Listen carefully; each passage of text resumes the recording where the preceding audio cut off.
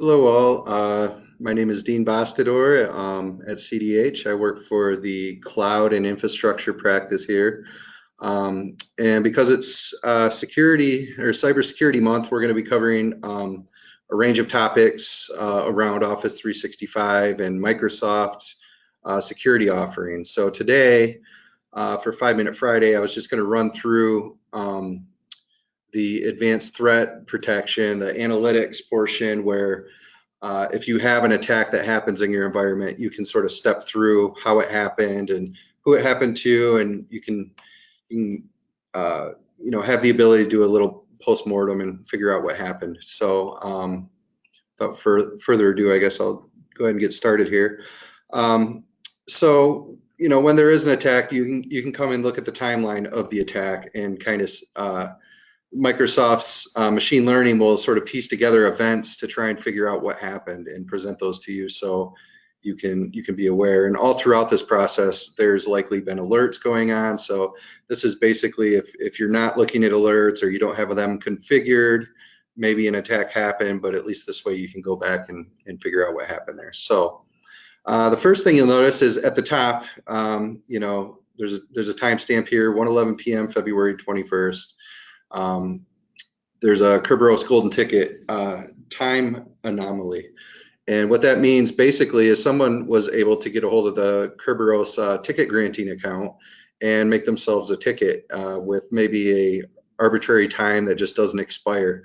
You can see, the attack started at 2 o'clock in the morning for this user, and maybe that user doesn't normally work at 2 a.m. So that's one of the technologies where Microsoft looks at your users, your network activity, your event logs, all sorts of other data in your environment. It will start to profile each user and their activities. And if there's any strangeness going on from that user, you can set up alerts to see that sort of thing. So you can click into one of these activities, and it will give you some evidence about why it thinks that this was actually something that it should have alerted you about. So here you go. This user's ticket was used over a period of 11 hours, which exceeded the maximum of 10 hours. So they were able to go ahead and make themselves a golden ticket here and have access to this user's account to be able to log in. And obviously they probably waited until it was least likely that an IT staff member would be monitoring alerts or something like that, 2 in the morning, and then they started poking around and doing stuff. So so if we go back in time, let's go to the very beginning here. The first event was at 1:25 p.m. The day before. So it was in the afternoon. Somebody started looking around in DNS. And so there was suspicious DNS activity from this PC to the domain controller. It was refused. There was one attempt.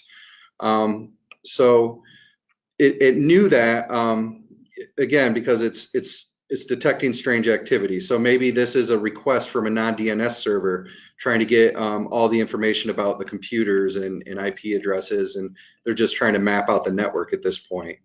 The next thing that pops up is reconnaissance using SMB's session enumeration. So this was this user, that Jeff Leatherman, from his PC against the domain controller, and it exposed 2 accounts. So you can click into here and look at that.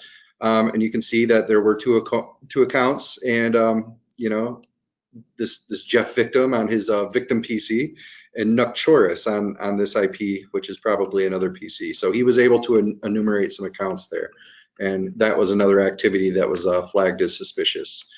And then the next thing is there were some directory service queries that seemed strange from Jeff to be doing. So you can click into here and see, he was trying to enumerate things on the DC. What was he trying to enumerate? Well, he was trying to figure out all the users and all the groups in the domain.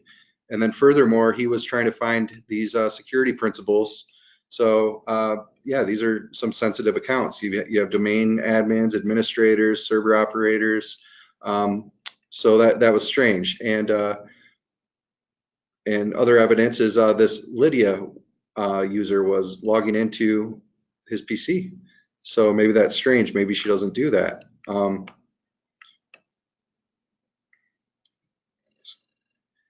And here we go. It's a Honey token account. So this Lydia Alexander, she's got the title of software engineer. So when he's doing his Active Directory queries, he sees this user with the title of software engineer. Well, that's a great account to try and get a hold of. So maybe she has access to things that he thinks. Well, he didn't know this was a Honey token account, and that's an account that you put out there. A lot of people will use accounts called like SQL admin or something like that, and these are fake accounts that are monitored. And if there's activity on that account, they'll know something's up. So that's what happened here.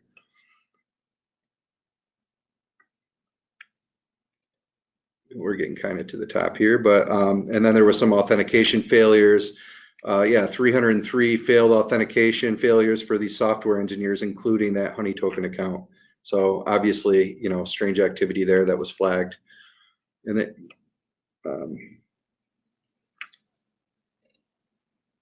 and then unusual protocol implementation. So yeah, these are some hacking tools that maybe they were able to get installed on that on Jeff's PC there, and they're running tools. Maybe they're doing some SMB lookups.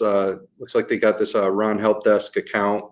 They were able to log in using that, so they've got some credentials. Now they're moving around laterally in your environment. Microsoft is alerting you about all this stuff.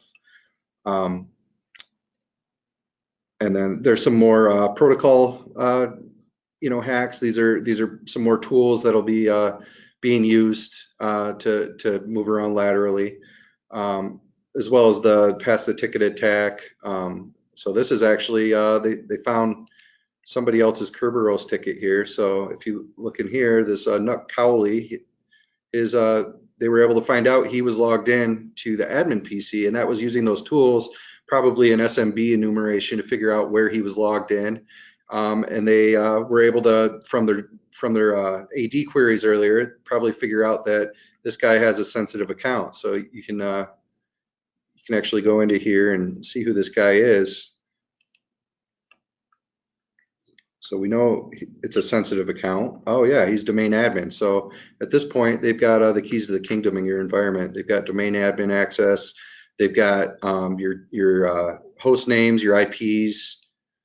They're able to pretty much do what they want at this point. And once they get access to this account, let's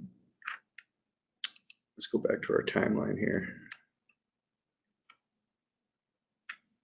You can see that they're doing replication requests from AD to this victim's PC. So a non-domain controller is wanting to replicate data from the domain controller to the PC, and from there they can get all sorts of things out, like password hashes and things like that. And now they're modifying sensitive groups, and they're able to, at that point, make their golden ticket. So this was just a quick overview of how you can use the advanced threat analytics to go through, go look at the attack, what happened step by step, and from that point, maybe your Jeff Leatherman needs a little training on clicking links or going to certain websites, and you can start looking at that stuff and write up a report. So I hope this was helpful. Again, we're going to be covering security every Friday this month for Cybersecurity Month.